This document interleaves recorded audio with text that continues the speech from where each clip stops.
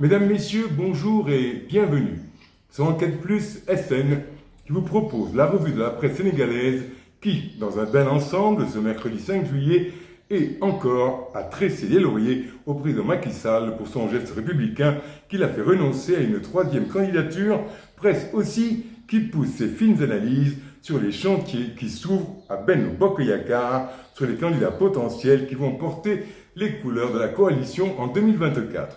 Le Soleil titre en une « Non, candidature du président Macky Sall à la présidentielle de 2024, c'est défis qui attendent BBY ».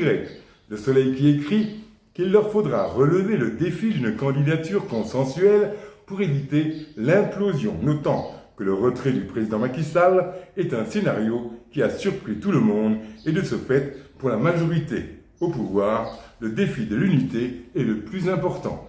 Dans les pages du Soleil, des analystes politiques affirment pour certains que la coalition BBY a atteint ses limites et qu'il faudra la relooker pour qu'elle puisse continuer à être opérationnelle et entrevoient même la probabilité de devoir changer de nom car après 2024, ce nom ne veut plus être Benno et qu'il faudra élargir la coalition et trouver un consensus et un responsable politique capable de remplacer Macky Sall.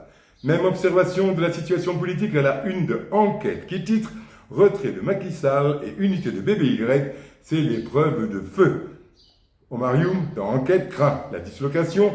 Thérèse Faye pointe la difficulté de trouver un remplaçant pour 2024. Pour Enquête, avec plus de 470 maires, 57 présidents de conseil départemental, 82 députés et près de 50% de l'électorat aux dernières législatives, Benno Bokk Yakaar demeure une force politique indéniable dont le contrôle est devenu l'enjeu majeur en direction de la prochaine présidentielle. Le bal des prétendants est ouvert selon Enquête et parmi les profils qui se dégagent, il y a le Premier ministre Amadou Ba qui serait un choix de raison, il y a Abdoulaye Daouda Diallo dans une moindre mesure, le beau-frère Mansour Faye, sans oublier Oumar Youm et Mohamedou Mokhtar Cissé, tous deux un moment écartés pour ambition présidentielle trop marquée, et aussi Ali Ngouille.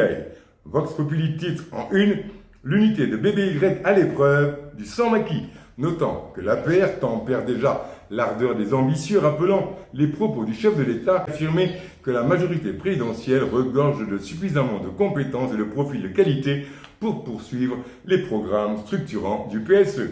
Le POP, qui a déjà donné dans la météo politique et le pronostic en titrant Amadou Ba en pole position, ADD et Ali Ngouille en embuscade, le POP qui fait le portrait des trois prétendants, rappelant que les ambitions présidentielles ont toujours été prêtées aux trois responsables précités, ce qu'ils n'ont jamais eu, note le POP, à confirmer ou à infirmer.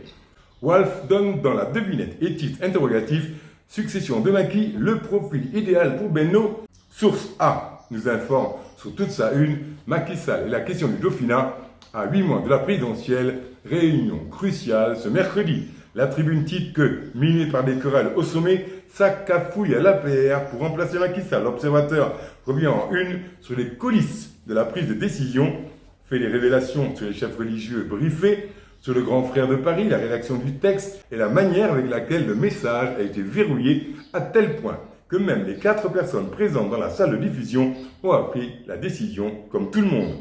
À 9 mois de la fin de son mandat, le quotidien fait sa une sur les derniers chantiers de Macky, qui seront, selon le quotidien, choix du dauphin, avenir de BBY, bonne gouvernance et sécurité, car selon cet organe, le président Macky Sall est appelé à se pencher sur ces derniers dossiers qui ont pour nom la gestion judiciaire des événements du mois de juin, le choix d'un candidat pour la présidentielle, l'avenir de la coalition BBY, le dossier des 1000 milliards du force Covid-19 et l'achèvement des projets et programmes qu'il a mis en place. Les travaux de Sall, titre le billet titre du quotidien, qui avec toute l'ironie qui caractérise son exercice, estime que pour Macky Sall, tout est urgence, comme s'il devait commencer un nouveau magistère. Il a besoin d'un successeur très vite au sein de la coalition, de rétablir l'ordre public, d'achever les chantiers en cours. Il va emprunter le BRT, prendre le TER jusqu'à l'aéroport de Yass. Comme un débutant, il va savourer les derniers instants de sa vie présidentielle sans retenue. Les vertiges du pouvoir, la solitude s'interroge, le billet titre du quotidien, tout ça devient bien des vitamines pour un homme qui va compter les jours qu'il lui reste à vivre au palais. Quelle vie s'exclame en conclusion le billet titre du quotidien. tandis que Sud Quotidien évoque déjà la présidentielle sur sa une et titre « Benno dans le dur, l'opposition en veilleuse ». Sud qui écrit que Macky Sall out, les candidatures pour 2024 s'avèrent aussi incertaines que problématiques, aussi bien pour le pouvoir en place que pour le camp d'en face, notant que seule celle d'Idriss Seck de Réumi reste une constante parmi les prétendants à fort potentiel électoral. Sud Quotidien qui écrit que comme le pouvoir qui cherche candidat, l'opposition sénégalaise est elle aussi dans un flou total, tant il est vrai que ses leaders les plus significatifs, au poids électoral avéré, ne sont pas garantis de voir valider leur candidature. Tous ces leaders sont en effet sous le coup de procédures judiciaires et attendent d'être édifiés sur leur sort de présidentiable sans tâche. Réumi Quotidien titre « Macky reste dans le collimateur de Yahweh ». Le pop titre « Yahweh prend acte, prévient contre 3 coups possibles ».